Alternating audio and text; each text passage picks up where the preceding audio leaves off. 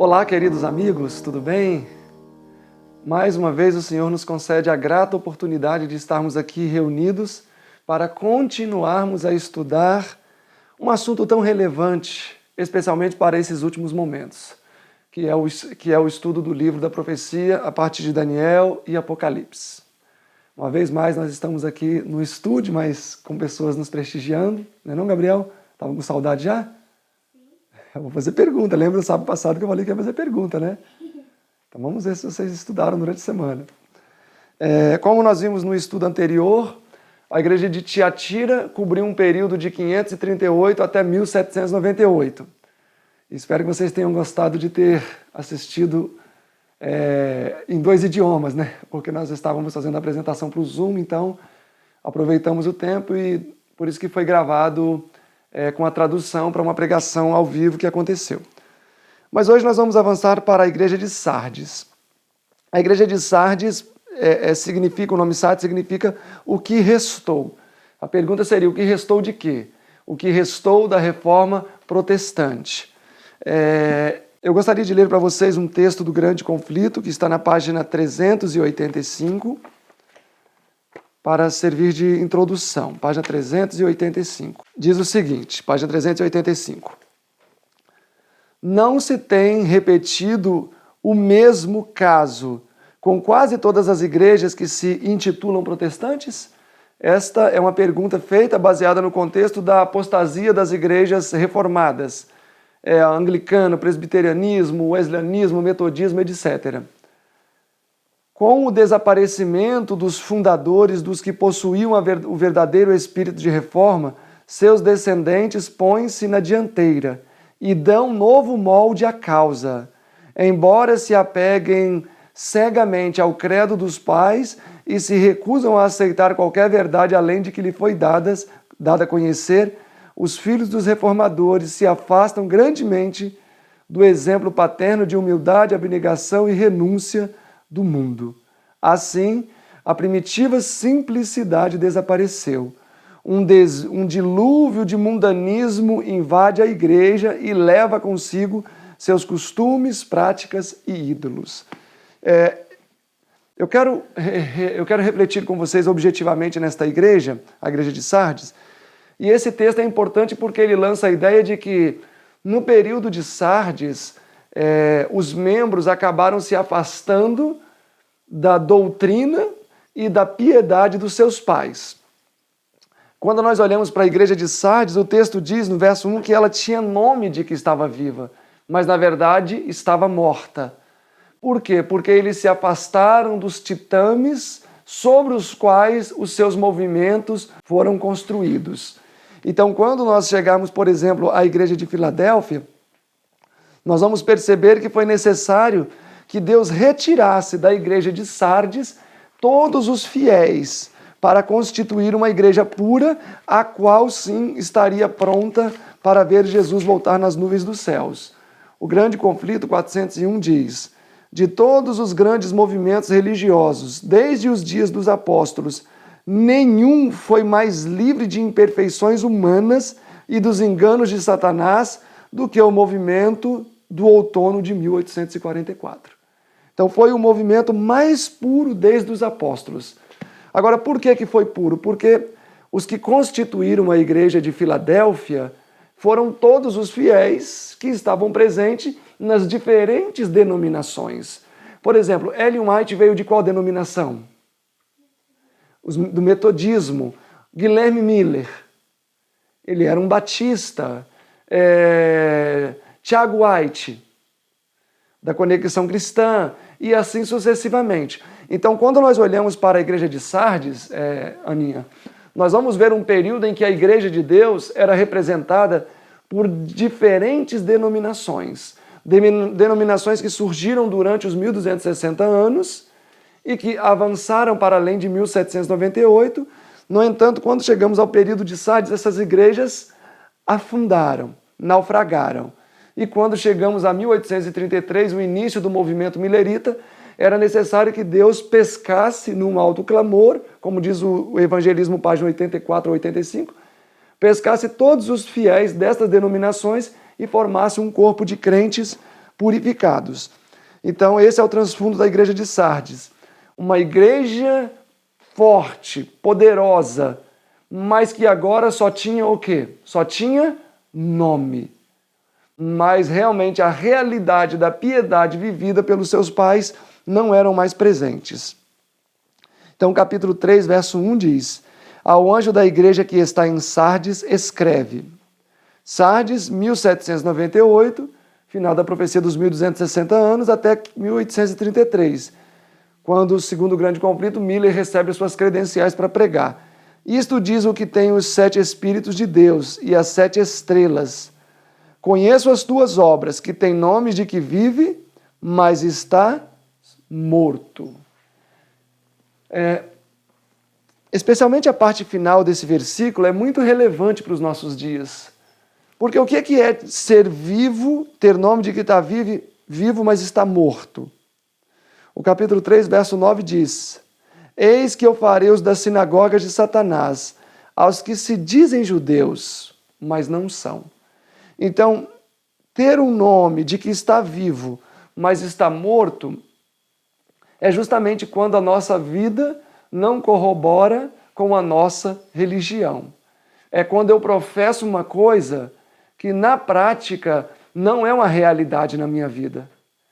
Eu me lembro uma vez que eu fui a uma igreja, acho que eu já até contei em outros vídeos essa história, e aí o pregador estava lá falando que o homem, falando sobre família, que o homem não deve desviar-se das atividades do lar, que ele pode ajudar a lavar a louça, que ele pode cuidar da faxina, ele pode colaborar com a esposa no lar e que isso não vai torná-lo efeminado, nem nada disso.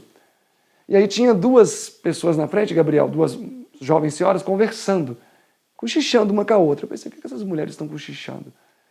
E aí depois eu dei-me conta de que uma das mulheres era a esposa do pregador, que falava que o homem pode ajudar em casa, que é isso, que é aquilo, e que o testemunho tem que ser completo. E aí a esposa falou assim para a amiga: se ele fosse a metade disso que ele está falando em casa, eu seria a mulher mais feliz do mundo. Isso é ter nome de que vive, mas está morto. Ou seja, diante das pessoas professa uma coisa, no entanto, no íntimo da família ou na sua vida particular ou privada, está longe daquele testemunho. Eu quero mostrar para vocês um exemplo disso bíblico também. Olhem aí comigo Ezequiel 37, verso 1. Veio sobre mim a mão do Senhor e me fez sair no Espírito do Senhor e me pôs no meio de um vale que está cheio de ossos. E me fez passar em volta deles, e eis que eram muito numerosos sobre a face do vale, e eis que estavam sequíssimos. E me disse: filho do homem, porventura viverão estes ossos? E eu disse: Senhor, Deus, tu o sabes. Quem seriam esses ossos secos aqui? Alguém se lembra quem seriam os ossos secos? Os ossos secos representam a nação de Israel. Então, se algum dia, Giovana, alguém perguntar para vocês, ou você for ler Ezequiel 37, os ossos secos representam a nação de Israel. Esse capítulo foi escrito no ano 585, Moses.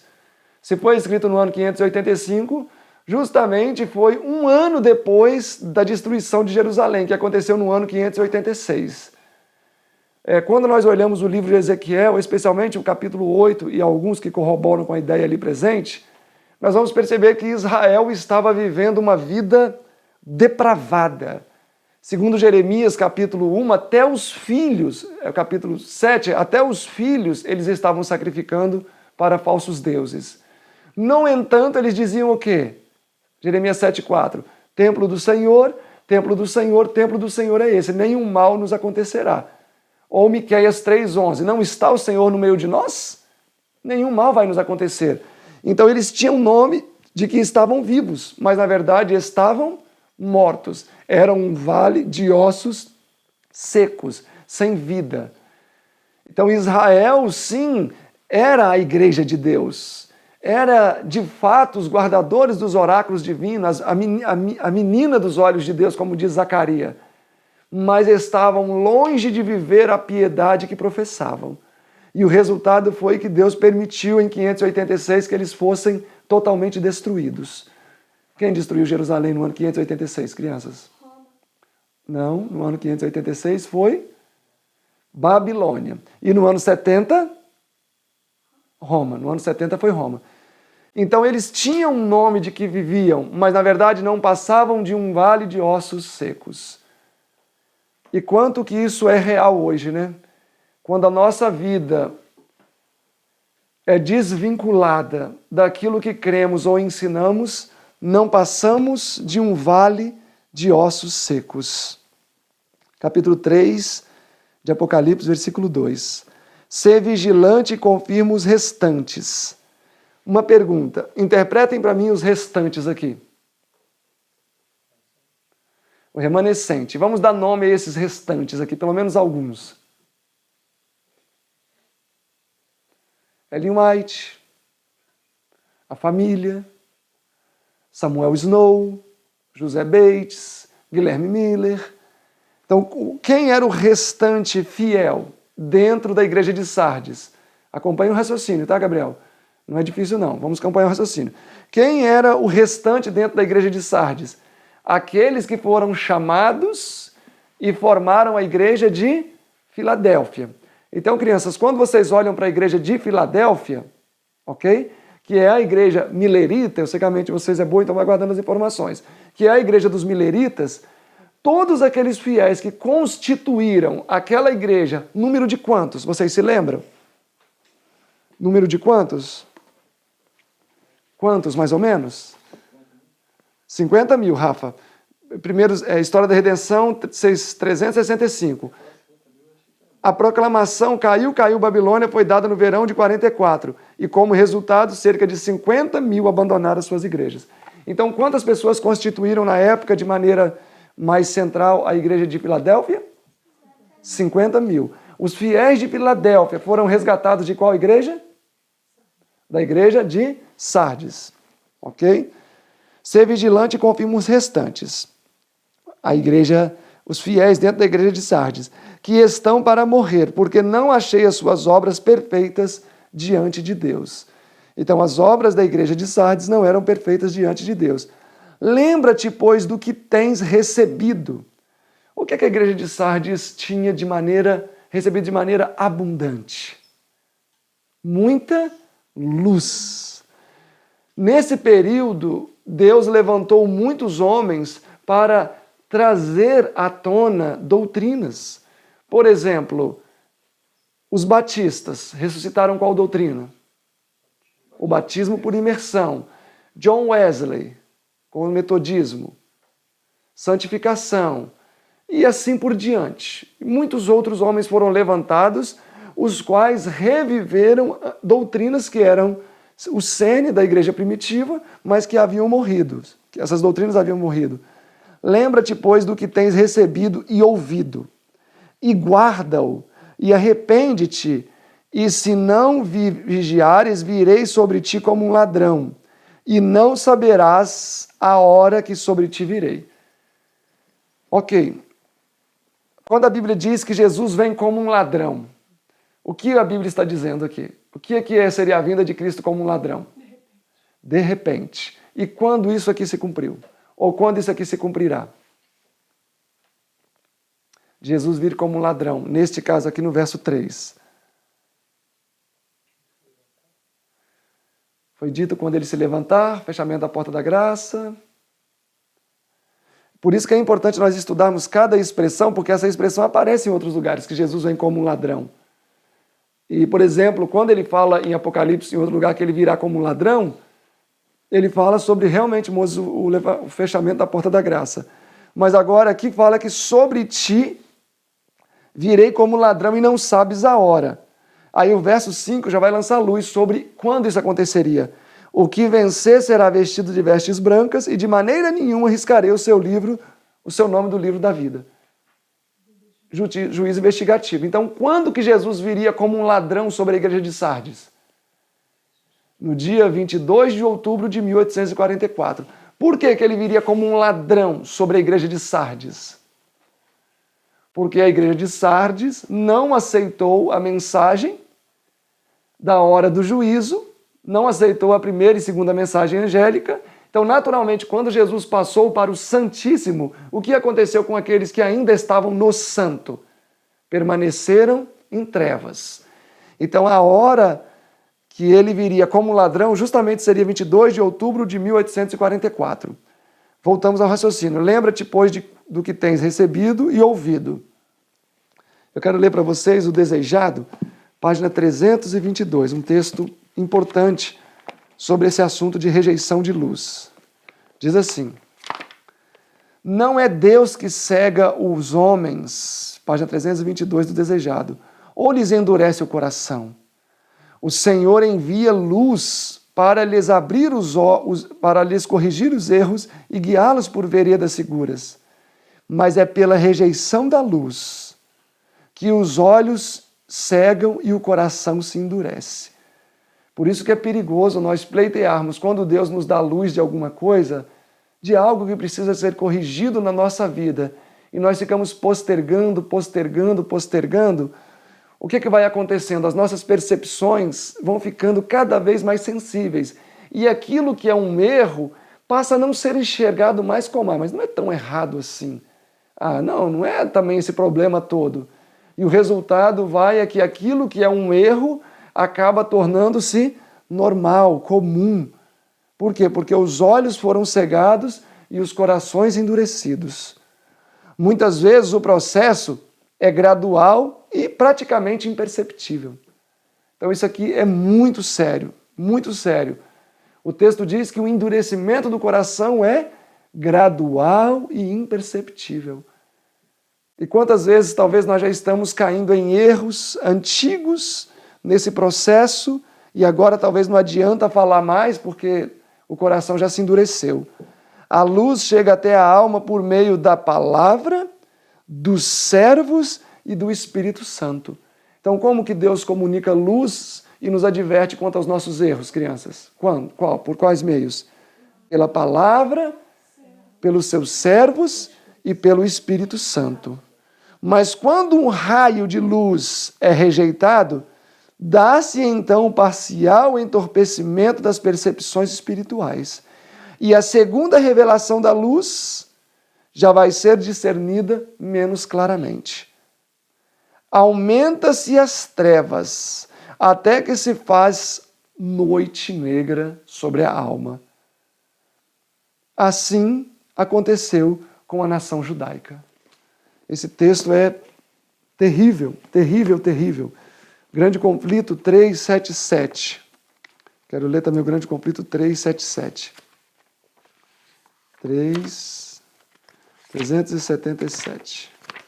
Semelhante condição nunca prevalece sem causa na própria igreja. As trevas espirituais que caem sobre a nações, igrejas e indivíduos são devidas à retirada não são devidas à retirada arbitrária do socorro da graça divina por parte de Deus, mas à negligência ou à rejeição da luz divina por parte dos homens.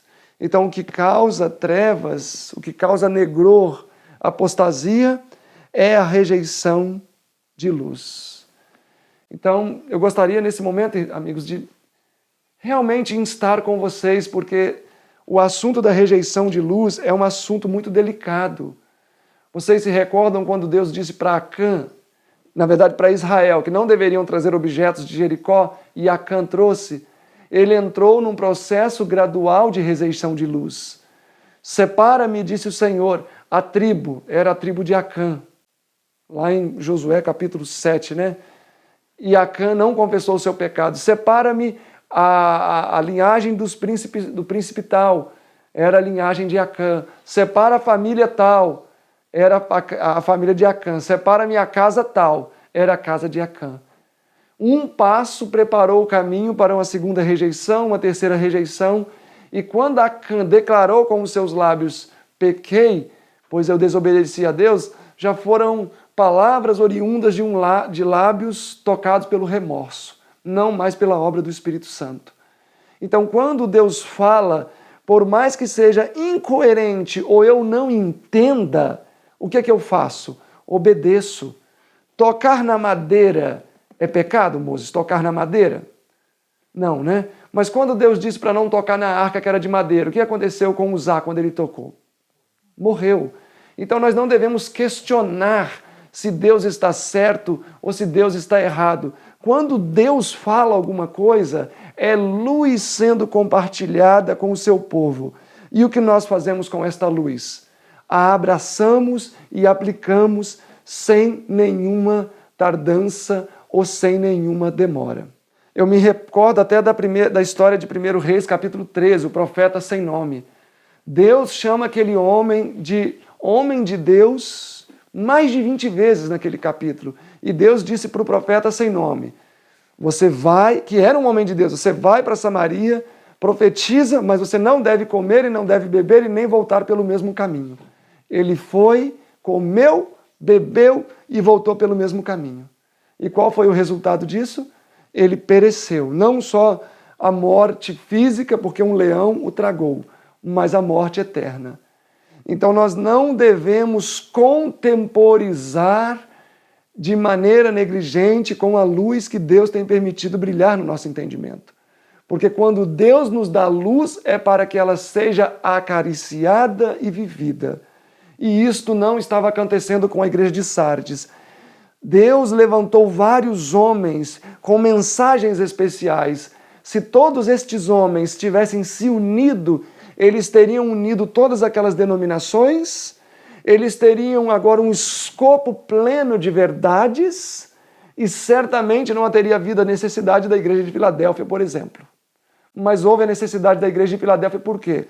Porque estas pessoas rejeitaram a luz das denominações que Deus tinha levantado para ressuscitar pontos específicos de doutrina. Então, o que os wesleyanos falavam? Não, a verdade que tem que ser vivida é só essa. Os luteranos, só isso. Os anglicanos, só isso. Os presbiterianos, só isso. Os batistas, só isso. Como diz o Grande Conflito, página 385. Cada um se fechou com seu feixe de luz. E o resultado foi que trevas cobriram aquelas igrejas. E o texto diz que Jesus viria sobre eles como um ladrão. Isso no juízo investigativo. E o livro História da Redenção diz que quando Jesus passou do santo para o santíssimo, todos aqueles que não acompanharam Jesus para o santíssimo ficaram em grandes trevas. Por quê? Porque permaneceram no santo, ao passo que a verdade presente agora seria a mensagem do santíssimo. Verso 4, mas também tens em Sardes algumas poucas pessoas que não contaminaram as suas vestes. Quem são essas poucas pessoas que não contaminaram as suas vestes, crianças? Quem são essas poucas pessoas que não contaminaram as suas vestes? Quantos são? Mais ou menos 50 mil. E quem são? Mencione pelo menos um nome. A família White. Vai lá, Gabriel. Menciona pelo menos um nome.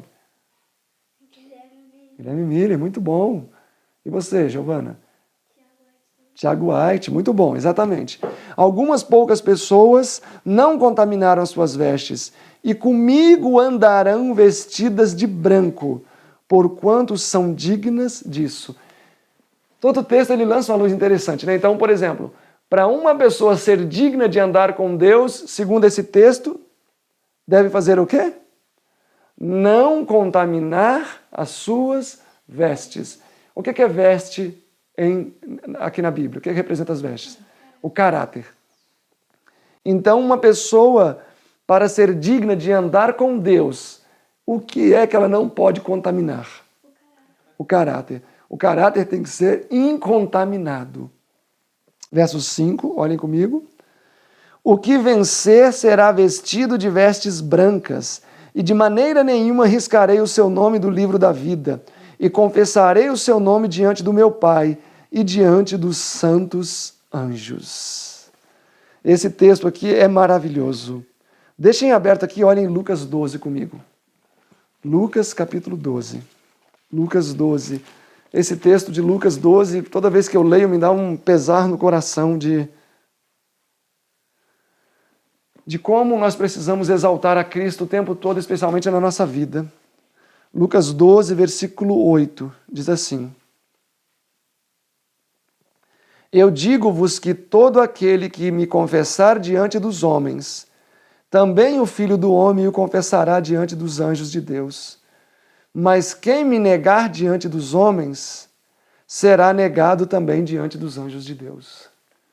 Esse texto ele é amplo, né? Porque às vezes nós vemos uma pessoa que é necessária ser admoestada ou advertida, e aí vem as ponderações, vem os pensamentos, vem o medo de falar, vem o medo disso e o medo daquilo. E pode ser, na verdade, uma negação do nome de Cristo. E naquele grande dia tal pessoa também será rejeitada. Então nós precisamos exaltar Cristo, precisamos exaltar a verdade. E haverá um momento, crianças, que isso vai ter que ser uma realidade na nossa vida. Porque por mais que vocês ainda são bem pequenas, e talvez a Giovana e a Aninha nem tanto mais, já tem consciência de entender as coisas, vocês já pararam para imaginar o que seria vocês estarem diante de homens maus e poderosos e ter que testemunhar da fé de vocês, com risco de perder a vida? É uma maturidade que, mesmo vocês sendo ainda tão jovenzinhos, precisam pedir a Deus, para que Ele possa dar força, discernimento e coragem, porque esse momento está muito perto de chegar. E talvez daqui 2, 3 anos isso já aconteça do jeito que as coisas estão acontecendo. E já imaginou vocês estarem diante dos grandes poderosos da terra e terem que testemunhar da palavra de Deus? Porque o texto diz que nós não poderemos nos envergonhar do nome de Cristo. Nós precisamos exaltar o nome dele, mesmo com risco de morte.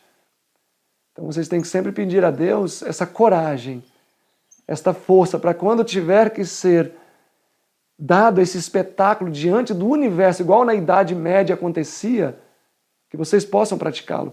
Tem a história de um jovem macabeu, que era um judeu, e ele era menorzinho do que o Gabriel, assim, bem jovenzinho. E aí os seus 7 irmãos já tinham sido martirizados. E aí a hora que Antíoco Epifânio falou assim, olha, agora é a vez do pequenininho. Aí o pequenininho, menor do que você, assim, Gabriel, olhou para ele e falou assim, ó rei, pensas tu que por eu ser mais jovem que os meus irmãos, eu não tenho a mesma força de caráter que eles? Saiba que fomos educados pelo mesmo pai e pela mesma mãe. E o meu caráter não difere do deles em coragem e força. E terminando de falar essas palavras, o jovenzinho pulou dentro de um caldeirão de azeite fervendo, que seria o seu juízo. Então esse pequeno jovenzinho, da sua idade, assim, talvez um pouquinho menor, já tinha essa força espiritual e que você pode pedir a Deus para você ter também. Amém? Amém. Amém forçado, né? Ao que vencer, verso 5, será vestido de vestes brancas. O que seria vencer aqui? Seria ser aprovado onde? Ser aprovado no juízo. Ó, capítulo 3, 21. Ó, 3, 5. O que vencer será vestido de vestes brancas. E vai fazer outra coisa a mais. Verso 21. Ao que vencer, lhe concederei que se assente comigo no meu trono, assim como eu venci e me assentei com o meu Pai no seu trono. Então precisamos vencer como Jesus venceu. E aqui os de Sardes venceriam quando fossem passados em juízo e fossem aprovados no juízo investigativo. O que vencer será vestido de vestes brancas e de maneira nenhuma riscarei o seu nome do livro da vida. E confessarei o seu nome diante do meu Pai e diante dos anjos. Quem tem ouvidos, ouça o que o Espírito diz às igrejas.